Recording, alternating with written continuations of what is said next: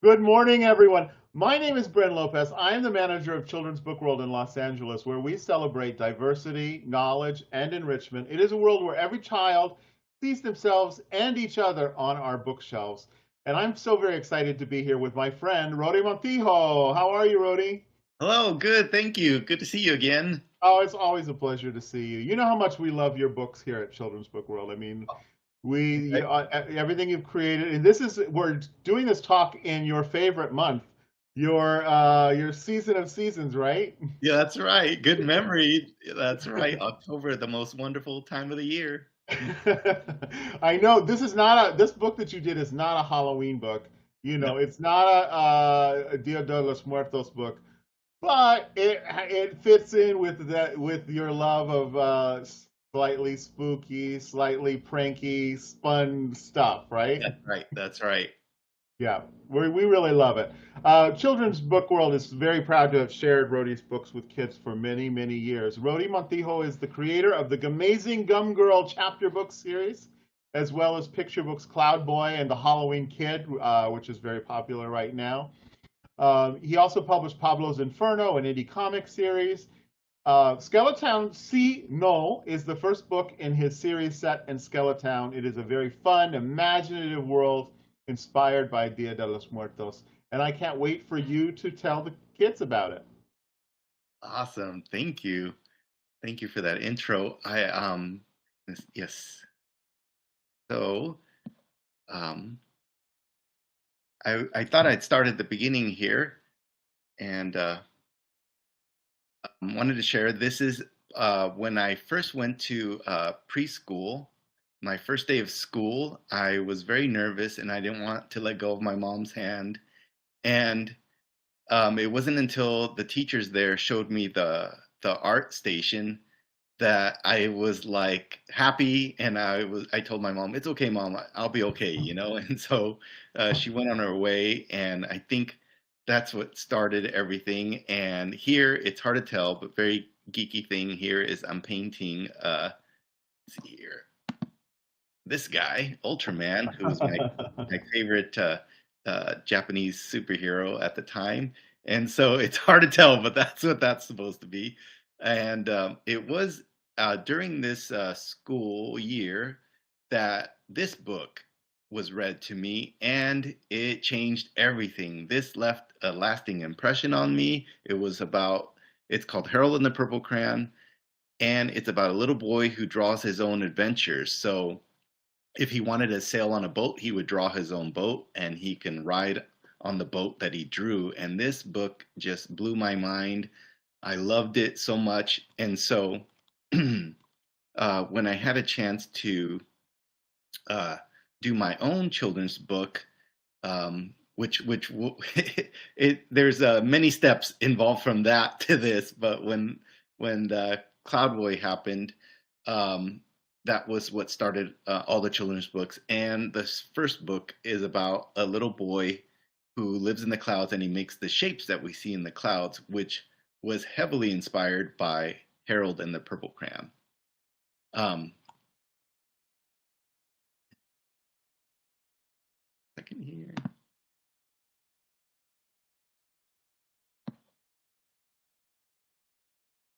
There we go. Okay. Phew. So he makes the shapes in the clouds that we see, but very much inspired by that first kids book that was read to me, Harold and the Purple Crayon.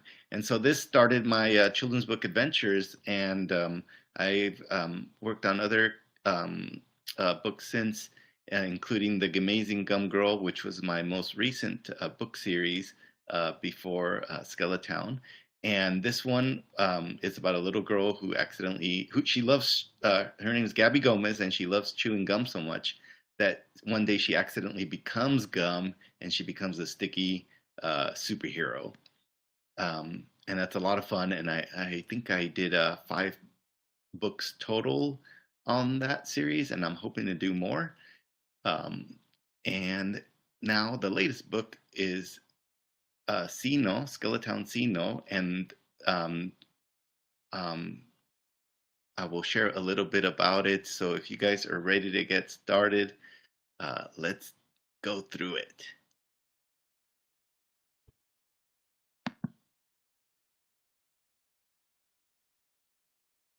I'm bringing the book right up. 1 second.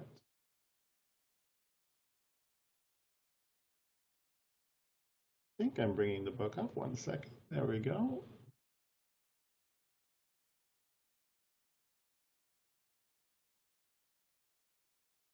All right, can you see it?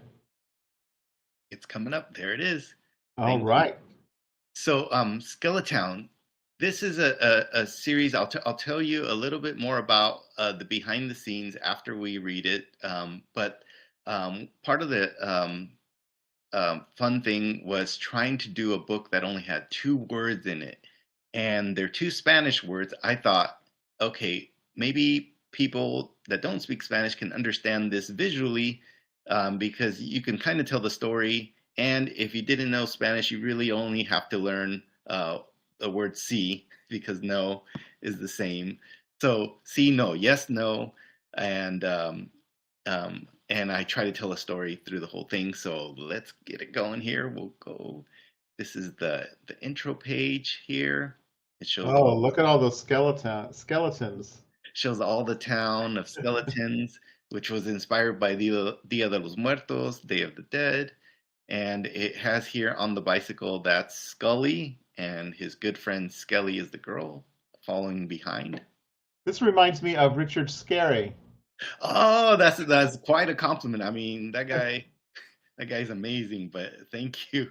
Yeah, No, but it does. It even have, like, you know how there's a little a little worm in each the oh lowly yeah, worm.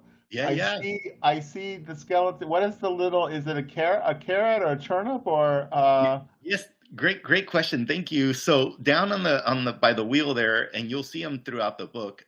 That's Wilfredo, the worry doll, and it's based on the little worry dolls that they're kind of woven. And one of the beliefs is if you keep a worry doll underneath your pillow, it will take your worries away. So that's what Scully does. That's his friend, and he keeps him under his pillow, and that's why Scully's kind of extra carefree, because he doesn't have too many worries. And unfortunately, Wilfredo, the worry doll, worries about being worried all the time. So here's the beginning. We see Scully trying to go into the store with his bicycle, and Scully's telling him no, and he's saying see. And here we see Scully reading a greeting card on the ground. And then I see we, on your acknowledgement page, you are thanking your brothers. You have 4 brothers, huh? yes, our 4 younger brothers, and some of the adventures in this book are inspired by our, when we were younger. So yes, dedicated to my 4 younger brothers. That's awesome. And then when you pull back, you see that Scully's reading the greeting cards on the floor of the grocery store, which is a big no. He's blocking traffic there. You see the lady; she's not too happy that he's in her way. So the next page shows Scully sharing a balloon with Skelly. See, and then so tying your balloons around your friend, that's no. Picking out a small gift. See. Trying to reach the bigger gift at the top of the shelf, making it a little bit dangerous. No. Taking a gift to the birthday party. See. Having a surprise inside the gift and scaring the birthday girl. No. Here we see Scully eating a slice of cake. See. And then we see him eating the whole cake. No. Then we see him trying to hit a piñata on a tree. See. But then you shouldn't hit a piñata that's near a beehive. No. Very dangerous. um, Playing with a butterfly. See.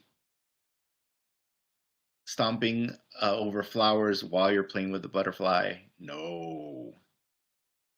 Watering the flowers. See.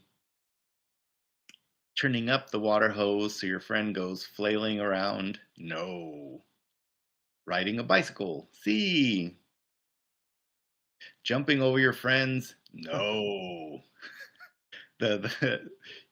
Sorry, you go back Yeah, yeah, um, yeah. 1 second. Let's if see. it's possible. If not, Yeah, yeah, you could see Skelly here is a little worried. Is he going to make it? yeah. You can gritting his teeth. I love it. I love all the distinct characters of each of the friends too. Oh, thank you.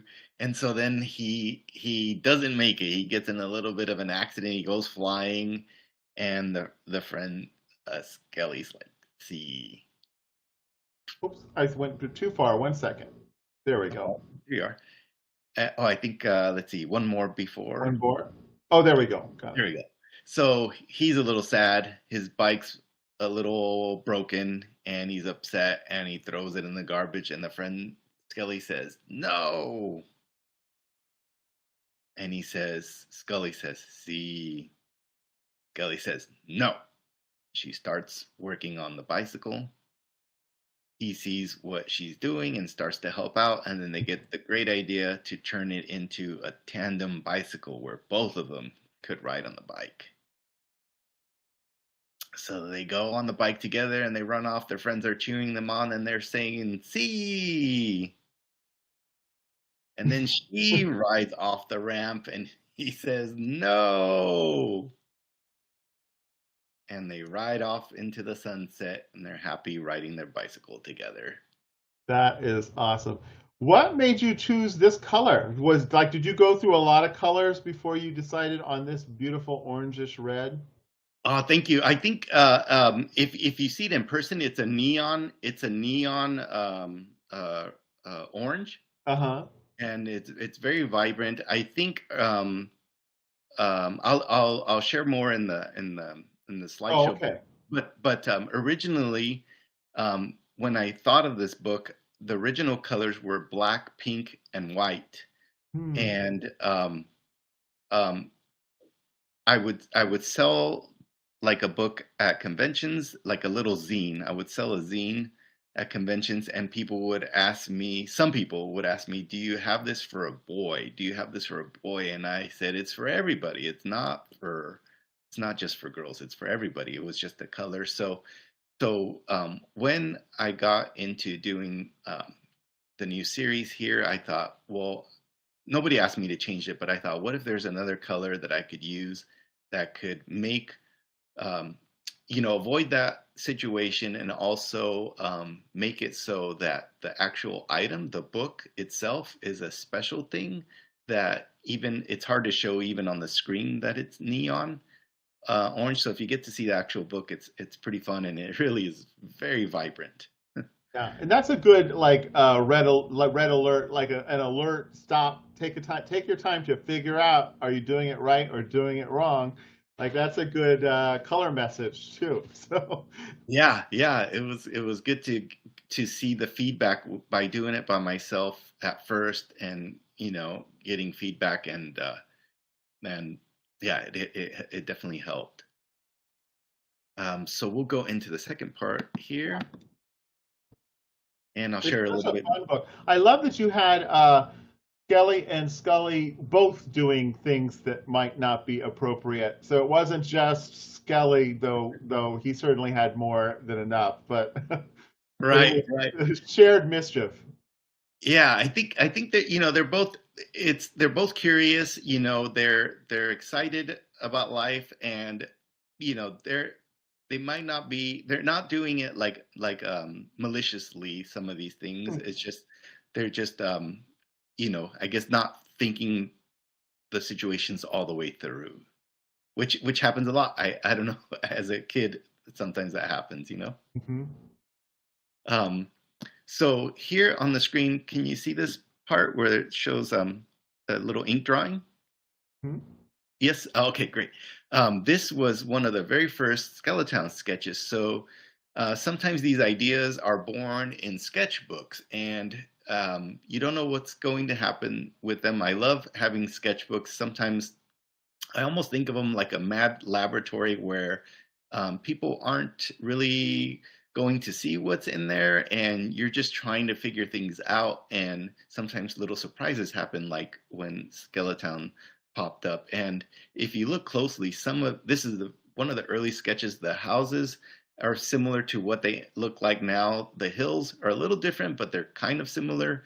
And then there's even the lines in the sky, um, that are still in this book.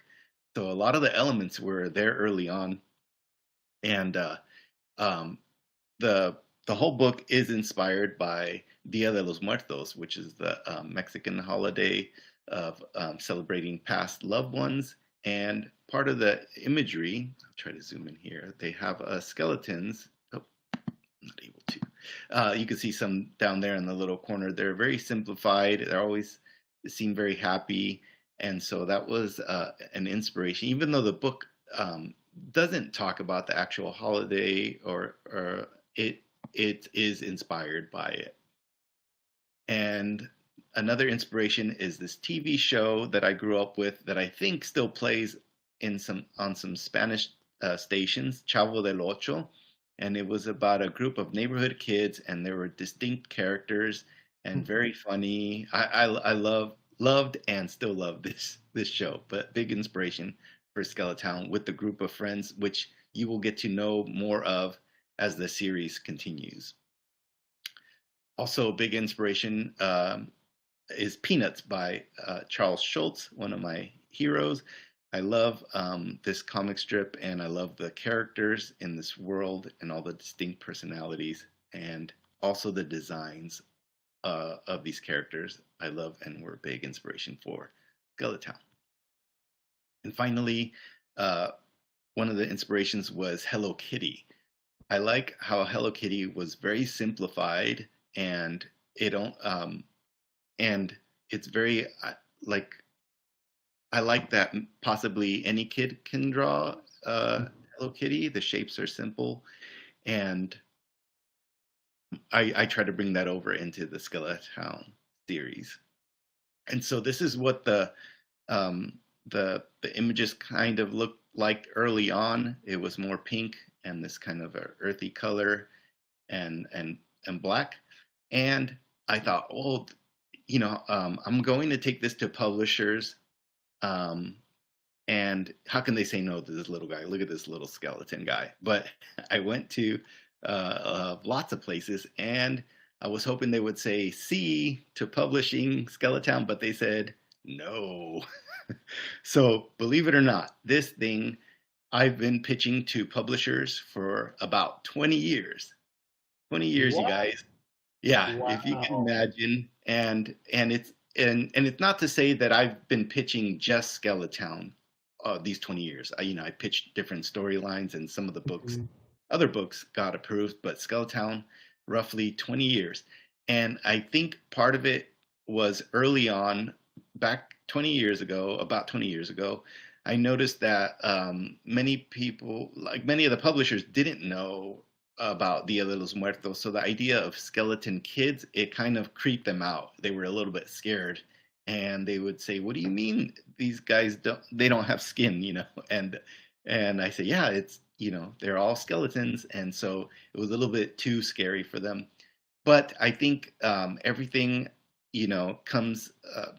If I believed in the idea and I kept going, thankfully, because I think it's just timing. And now you see uh, Dia de los Muertos inspired movies.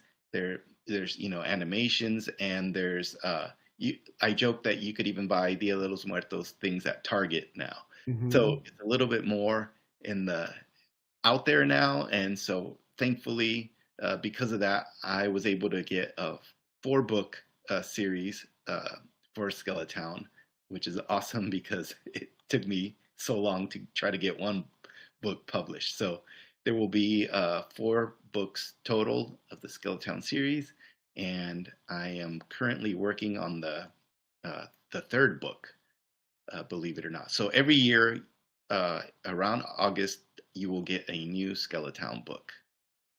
And so when those publishers told me no, I remembered something that my my dad told me, he's like, when there is no opportunities, you try and make your own opportunities.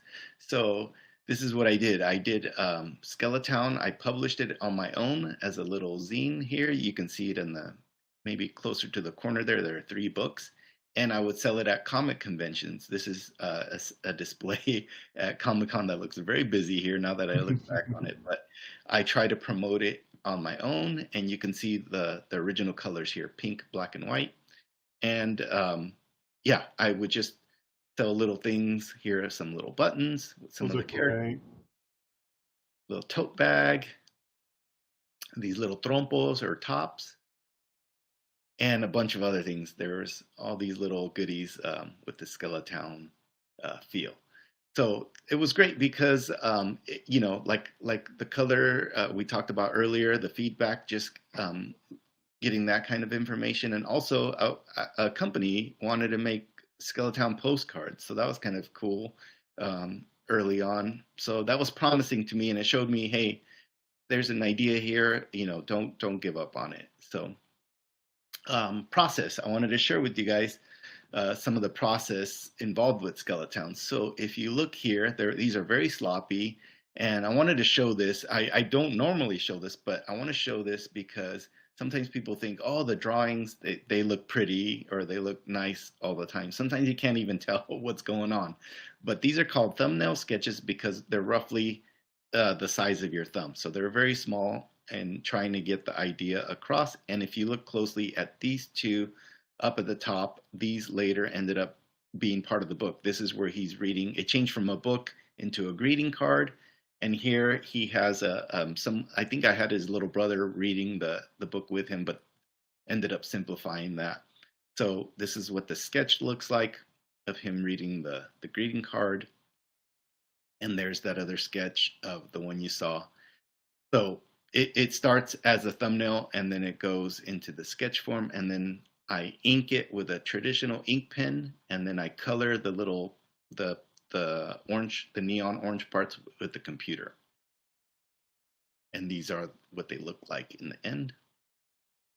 And I brought a few more here. This is that first page with the whole town. This is beyond the thumbnail sketch. This is when stuff's a little bit more figured out. And even then, I think I cut and paste Scully on his bicycle here. Later on, you can tell I added that later. But that's what the sketch looks like. And then it gets inked and colored. And here's another sketch from the inside. And it's hard for me to see, but you can see little notes that the publisher gives me on the little squares there. We make the changes when it goes to final. And there's the title page. The cover. So designing the cover, it took some time to figure out fully how the cover will look, and I just thought I'd share some of that. Sometimes same thing, people think that maybe the cover, you think of it right away, but there were many versions that I shared with the publisher in trying to get the perfect cover to this first book. So here's some other options, and they're very fast. Here they are sitting on the swing, and this was a funny one where Scully's eating this very tall ice cream, and there's a little bird poking at the top. But yeah, and this is the cover that it ended up with. It has like this, like a papel picado border around the edges, and like the paper cutout, and it became very simplified. And he's hanging upside down. He's saying "see," and she's saying "no" to him hanging upside down. So that's it, you guys.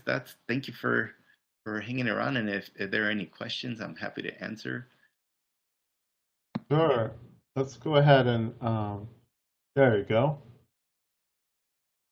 That was great. That is so great. I want to ask you about, I don't remember this. You probably don't. There weren't a lot of books about Mexican culture growing up as a kid that I saw on my bookshelves. So now that you've made books that feature Mexican characters and parts of the culture like this, what is the response that you get from kids who see themselves inside your books? Oh, it's it's the most rewarding part of doing this because I, like you said, I wished when I was growing up that there were superheroes that looked like me, characters that looked like me.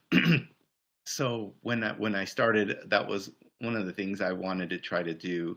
And I hear from a lot of kids that, they say like Gum Girl was their first book that they read, and when they hear her speak Spanish, that means a lot. Like the parents share that their kid says, "Look, mom, she's like me." So, you know, it just means the world to me. And try not to get emotional about it, but it's Hmm. very yeah, it it's beyond, it's the most I could have asked for and what I had hoped for, and it's trying to just make it a little bit different for kids growing up today. Yeah, it's a hard thing. Like you said, I want to, you said 20 years doing that, and I want to compare it to somebody who had that same experience when they first were trying to get something across, and it took them forever. In fact, I remember many, many, many decades ago, this person brought in the little book that they had created on their own that every publisher told them, no, we cannot publish that book. And that was my friend Dave Pilkey, who created Captain Ooh, Underpants and amazing. Dog Man. Oh. But for Captain Underpants, nobody, they said, no, this will not be good. This is not a good book. This will not sell. And he went through that same situation until Scholastic was the book publisher who finally said yes to Oh. Captain Underpants, which brought us Dog Man and everything else. So I think it's worth that you persevere, that you keep trying to be able to put your ideas across. And I love that you made all of this wonderful stuff to go along with it. The dolls and the characters. That's incredible. Yeah, that was my early attempt. But man, I mean, going back to Captain Underpants, that guy, he changed everything. Like before, you wouldn't see like sequential stuff, like comic book based imagery on bookshelves, and now there's so much of that because of him, I think. And Hmm. he changed everything and made books like super fun and funny. So the biggest lesson, and this is what I learned, and I didn't share so much with the Cloud Boy when I started out. That one also originally got a couple of no's, but I kept going, and it just takes one person to believe in you and believe in your story, and that's something to, it's tough when you're going through it to get those no's, but if you feel good about what the project means to you, you will keep going, and hopefully someone will eventually say see. Yeah, that's right. And then it all sort of builds from that. And think about Pixar Pixar making Coco. Yes. That was like a monumental thing. I feel like that Coco broke the doors open for people who have the money to be able to say, "Oh, wait, people are interested in things that have to do with Latino culture or history or art or music," and so all of a sudden it freed people up to be able to say yes to more things, which is Yes. right. Yes. Yeah, it definitely became more in popular culture. There was the Coco was a big one, and Book of Life is another one.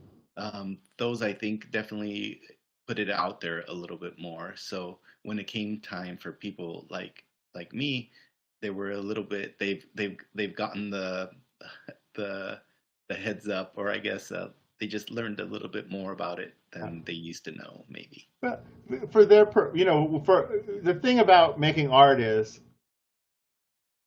it sometimes they needed to make money too, right? Like Right, right, that's an important part of it. It's great right, to make it, but it's always good if it's profitable or if it makes money as well. It's right, good for right, the artist and it's right. good for the people who help produce it. So sometimes it takes something like that, regardless, to be able to make the change so that other Right. people are like, oh, well, we're going to try this with with somebody else. That's true. That's a Um, good point. Yeah.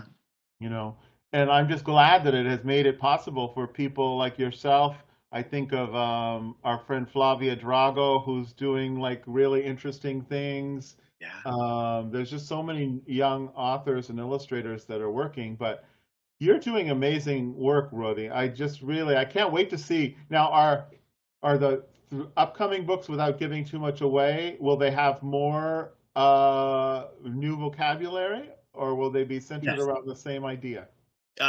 Yes, there will be a book of opposites like that, and so there will be new words and new adventures, and um, yeah, I hope they're very challenging because it's only two words, but you have to tell the story like a complete story. And if you look closely here, I jam-packed the book where I had to use that very last page for the story. Usually that's like end paper, like designs, but like it's tricky to with just the two words to tell a complete story that, hopefully is not predictable, but it's fun. It's a fun challenge, and I'm having a great time. I've been wanting to do this book series for a long time, so the fact that I get to do it now, I'm just having such a good time. Yeah, another, and you listed your influences, and I mentioned before looking at that big shot with all of the Yeah, people in the community, Richard Scarry. But another thing that it calls back to that makes me think of is the original Berenstain Bears books, because that was, the Berenstain brother and sister, yeah, and they were always getting into situations yeah. that were teaching sort of lessons. Oh, oh, oh. And Right. those have remained classics because every kid sees themselves in the behavior or the relationships with siblings or the relationships with friends. Yeah, those are Um, fun. You're right. Those are timeless, and yeah, what a that's too nice of a comparison. Thank you. But yeah, it's fun. I hope kids will see themselves. I definitely put a lot of myself into these stories. I think life is not perfect. There are imperfections, and there's a beauty in imperfections. So these characters are not perfect, but they're learning their way through life and they're having a fun time. And I wanted kids to learn Spanish in a fun way. mhm. These books, they're called Spanish forward books, which I'm not sure if my publisher had done that before, but it's kind of cool that they're not in. I don't think they're in the bilingual section. They can be, but they're out there with the rest of the books, which is pretty cool. Mhm. And hopefully, I don't know. It's fun. I hope it's a story for everybody. I don't do these just for some people. I hope that they're stories that can relate with everybody. Oh yeah, and I think this is a really great story because not only is this a story that could be for kids who are just beginning to be able to read, but they could read this to their little brothers and little sisters. There you go. This is for older kids who could just be able to explore more of the concepts going inside the images. And this is a great family read. I mean, there's so many layers to the book. You should be so proud of everything you've accomplished with them. Oh, thank you. It's so nice. Yeah, I can't believe it's I'm finally getting a chance to do it. But yeah, very grateful to get to do it. Yeah, now have you been able to go to, now I know we're going to take you to visit schools. Is Yes. this your first time going to a school with kids for this new book? Yes, this will be the very first time. Yep. Oh, so it's going to be really great to be able to see how the kids respond to this book. I think it's going to be a really great reaction. Thank you. I have seen like feedback from my friends' kids that have read the book, and there was one funny, my friend's kid, for the one where the Scully's eating the whole cake. Mhm. He was like, "C," and I was like, "Oh no." She wanted it to be a C, a yes for the eating the whole cake. That was funny. Well, I can see that. I can see like certain parents may be like step in to say, let me read this book with you because we don't want you standing on top of your sister's head to get the Right, big right. picture." You're right. So, Funny. or yeah, I like, but that's what makes those books so much fun. Is mischief is fun. Kids love to be able to see that sort of reaction. I love it. I just love, I think of classic books that are out there that this you're not influenced by that, but it follows through. You're in a line of these things. I'm thinking now of my friend Dave Shannon's book, No David. It's that Right. same sort of idea Yeah. that every kid sees themselves in that wonderful mischief. It's such a fun book that you've made, and I just love it. I love Oh, it. thank you so much. That means a lot. I really appreciate it. Thank you. So let's tell us what is coming. What's you are you working on the second book already? Second book is done and coming out next August, and I'm working on the third book right now. And I just turned in the sketches, and I'll wait to hear feedback from the publisher, and then we'll start inking hopefully soon. That's great. Are there any surprises in the second book that you can give away? In the second Not book, surprises, but maybe like, yeah, is there anything we should look um, for? let's see here. Well, Wilfredo still, you can still try and find him throughout the pages, and That's good. Yeah, we didn't even really look at that inside the book, but he's hiding in some of the other pictures as well. yes, he's throughout the pages. He's usually a little nervous, so he's hiding behind like plants or things like that. So he's throughout the book. Let me grab the. I have a. I'm just gonna show a peek. Okay, that'd be great. I hope everybody's enjoying this, and we'll have more soon. Right. Let's see. Without giving it away, I guess I'll show the. I'll show the. Oh, I love it. I love it. Let's see. Wilfredo should be around here somewhere. Where is he? I think he's. Oh, there he is. running away from that little gopher there. Uh-huh. That's awesome. That's going to be fun for kids to be able to find him in the different images as well. Rhode, thank you so much. This is wonderful. It's always a pleasure being able to talk to you and share your books with our community. Thank you. Yeah, it's great always talking with you. I really appreciate you taking the time, and thank you for this opportunity. Absolutely. We'll see everybody very, very soon. Take care, guys.